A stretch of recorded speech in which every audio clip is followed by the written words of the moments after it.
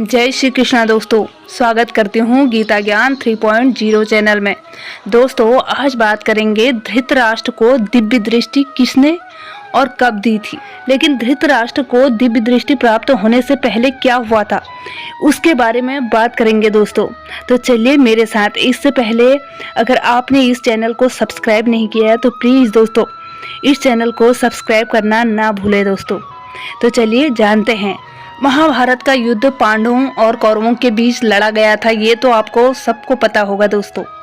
पहले वनवास और फिर अज्ञातवास पूरा करने के बाद पांडवों ने जब राज्य में हिस्सा मांगा तो दुर्योधन ने जमीन का एक टुकड़ा तक देने के लिए मना कर दिया। दुर्योधन के अंदर काफी अहंकार था दोस्तों। उसने सुई की नोक के बराबर भी भूमि देने से मना कर दिया था पांडवों को, जिसके परिणाम स्वरूप महाभारत युद्ध लड़ा गया था। यह युद्ध कितना विनाशकारी होगा इसका अंदाजा किसी को भी नहीं था, बजाय भगवान श्री कृष्ण के।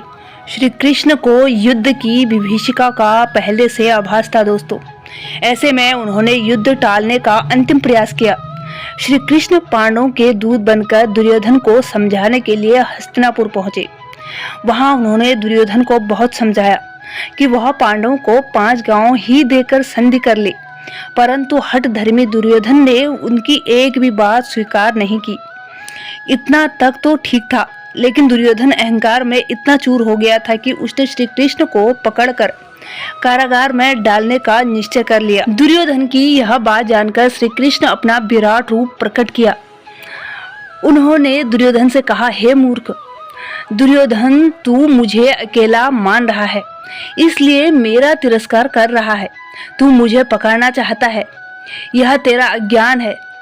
अब मैं तुझे अपना वास्तविक रूप दिखाता हूँ। इसके बाद भगवान श्री कृष्ण ने अपना विराट रूप धारण कर पूरे ब्रह्मांड को चकित कर दिया था दोस्तों। श्री कृष्ण के इस विराट रूप में विद्युत के समान कांति वाले तथा अंगूठे के बराबर छोटे शरीर वाले देवता आग की लपटें छोड़ने लगे। उनके ललाट में ब्रह्मा और वक्षस्थल में रुद्रदेव विद्यमान थे। समस्त लोकपाल उनकी भुजाओं में स्थित थे। उनके मुख से अग्नि की लपटें निकल रही थी। आदित्य, शाद्य, वसु, अश्विनी कुमार, इंद्र सहित मरुद्गण, विश्वदेव, यक्ष, गंधर्व, नाग और राक्षस भी उनके विभिन्न अंगों में प्रकट हो गए। उनकी दोनों भुजाओं में बलराम और अर्जुन प्रकट हो गए। उनकी दाहिनी भुजा में अर्जुन और बाहीं में हलधर बलराम विद्यमान थे।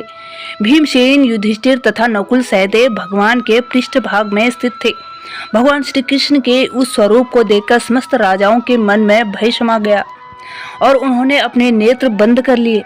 द्रोणाचार्य, भीष्म, परम बुद्धिमान विदुर, महाभाग संजय तथा तपस्या के धनी महर्षियों को भगवान जनार्दन ने स्वयं ही दिव्य दृष्टि प्रदान की थी, जिससे वे उनका दर्शन करने में समर्थ हो सके थे।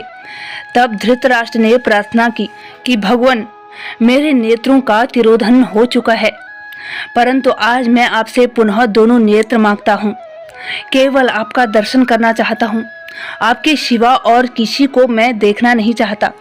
तब महाबाहु जनार्दन ने धृतराष्ट्र से कहा, कुरुनंदन, आपको 2 अदृश्य नेत्र प्राप्त हो जाए।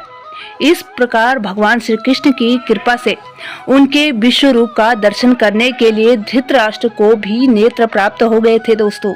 इस वीडियो के माध्यम से मैंने यही बताने की कोशिश करी है दोस्तों कि धृतराष्ट्र को कब दिव्य दृष्टि प्रदान हुई थी। दोस्तों, उम्मीद करती हूँ कि ये वीडियो आपके लिए नॉलेजेबल रही होगी। अगर हाँ तो वीडियो को लाइक करें। अगर अब तक आपने मेरे चैनल को सब्सक्राइब नहीं करा है तो प्लीज़ इस चैनल को सब्सक्राइब करें दोस्तों, और बेल आइकन को भी प्रेस कर दें ताकि आने वाली मेरी हर नई वीडियो का नोटिफिकेशन सबसे पहले आप तक पहुँचे। तब तक के लिए जय श्री कृष्णा दोस्तों।